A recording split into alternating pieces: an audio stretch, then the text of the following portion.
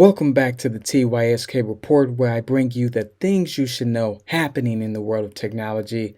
I got some informative articles on the docket, so let's get to it. In the first article, Tesla introduces new fee to limit congestion at superchargers. Tesla is using a new fee to encourage people not to charge their cars to 100% at busy supercharger locations.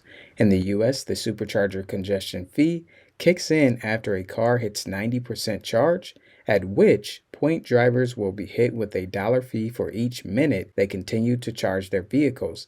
The company's support page says the fee will apply at certain supercharging locations when they're busy. The launch of the fee comes as Tesla is opening up its supercharging locations for use with non-Tesla EVs, which has the potential to increase demand for its charging network, though in the longer term this might not be an issue as others like ChargePoint adopt Tesla's next charging standard. It's unclear if or when the congestion fees could roll out internationally. Tesla's support page currently only includes details for US customers. So hopefully this dollar fee will cut down the extended charging that is not needed.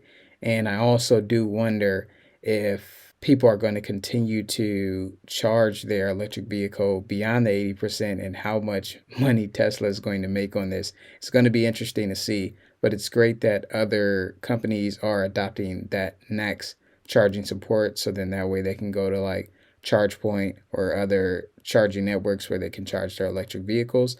And hopefully this fee thing cuts down on the congestion, which I hope is not bogging down whatever grid or electricity source that Tesla is using. So I'll continue to follow this story so that way I can keep you updated. Moving on to the next article. Offscript launches an app to create and buy AI design fashion. Founders of a new community-powered product creation platform, Offscript, are making a huge bet on AI design merchandise. Created by Jonathan Brunn and Justine Massachokot.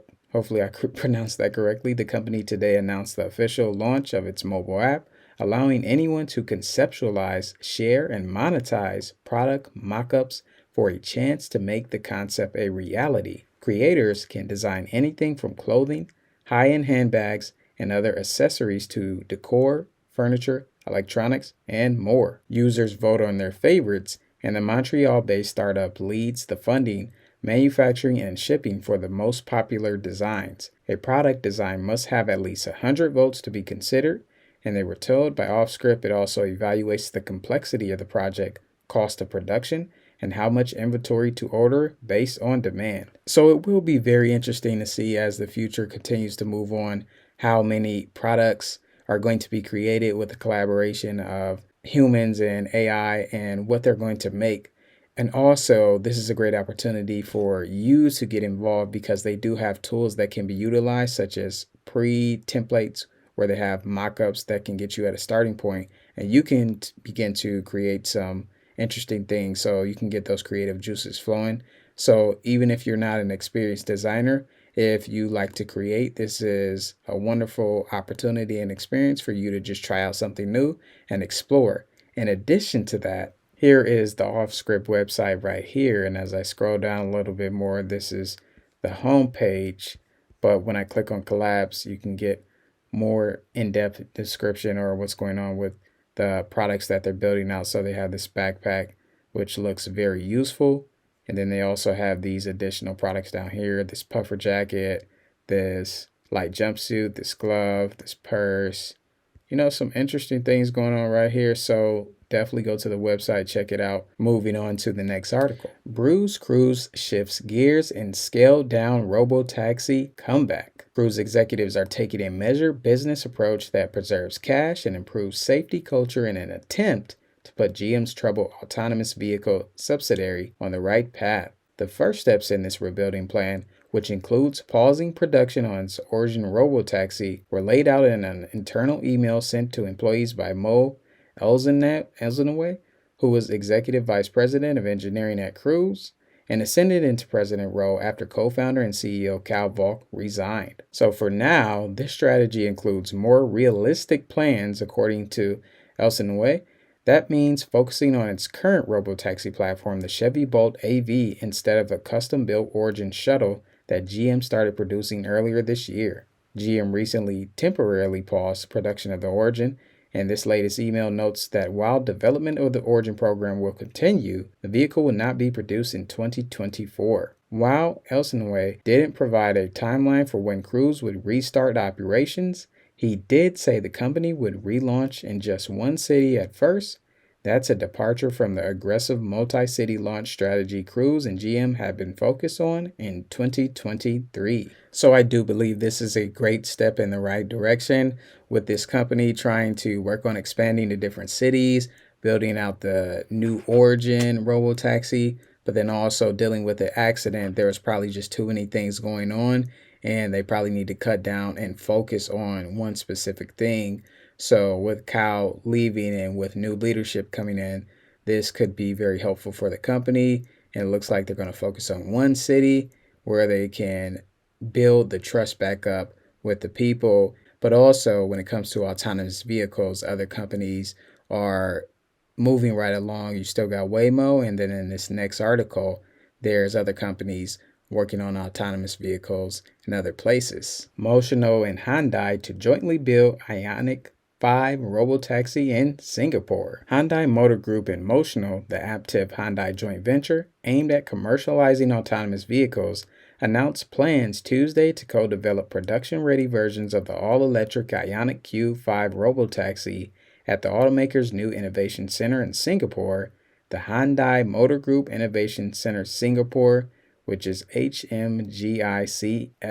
Motional will deploy the vehicles as part of its commercial service in the U.S. starting in 2024. The company said the first models have already arrived and are undergoing testing and validation. The production vehicles will be built with all of the driverless technology like hardware and software fully integrated on the assembly line, and will be certified under the U.S. Federal Motor Vehicle Safety Standards FMVSS, which the prototype models were not, and being FMVSS certified means the vehicles meet minimum performance requirements for design and construction to ensure the safety of occupants. So with Singapore moving forward with autonomous vehicles and a slight slowdown here in the US, they are still moving along. So even if another part of the world will be building out and growing with their autonomous vehicles, it's only going to, in a matter of time, come over here, and eventually things will be safer and you might find yourself getting to where you need to go in an autonomous vehicle. Moving on to the next article. Apple reportedly plans to release its Vision Pro headset in March 2024. Apple is planning to release its Vision Pro mixed reality headset in March, according to Bloomberg's Mark Gurman. The tech giant was reportedly planning to release the headset in January, but is still preparing distribution plans and conducting final device testing. The headset will launch in the United States first and is expected to release in additional countries by the end of the year, including Canada and the United Kingdom. Since Apple typically holds its spring event in March, the tech giant will likely use the event to promote the Vision Pro. So if you didn't have that news about the new Apple Vision Pro headset, now you do. And if you were thinking about getting one, you can know when to expect it when it comes. Moving on to the next article. OpenAI rival Anthropic makes its Claude chatbot even more useful. Anthropic announced that the latest update of its chatbot, Claude 2.1, can digest up to 200,000 tokens at once for pro tier users, which says equals over 500 pages of material. The company also says Claude will hallucinate or lie half as often as before, and it can do things like search the web or use a calculator through customizable tools. The chatbot also now supports custom, persistent instructions and has a new test window for trying out prompts. The 200,000 token feature doubles what Claude could handle before, and it's significantly higher limit than the 32,000 token ceiling of the priciest version of GPT-4. So if you are looking for an alternative to ChatGPT, you have Anthropic's Claude. It's a great tool that can be used. I use ChatGPT, Anthropic, and Google Bard. All of them, I like all of them. Now with Anthropic Claude, you get extended use for it, but this is also for pro members. So if you're using the free version and you like it, definitely step up to the next level of getting a pro subscription, so then that way you can take advantage of this new update. So as always, these were some great articles, and to continue to stay informed, definitely check out these two videos right here, where I continue to bring you a lot of the things you should know happening in the world of technology.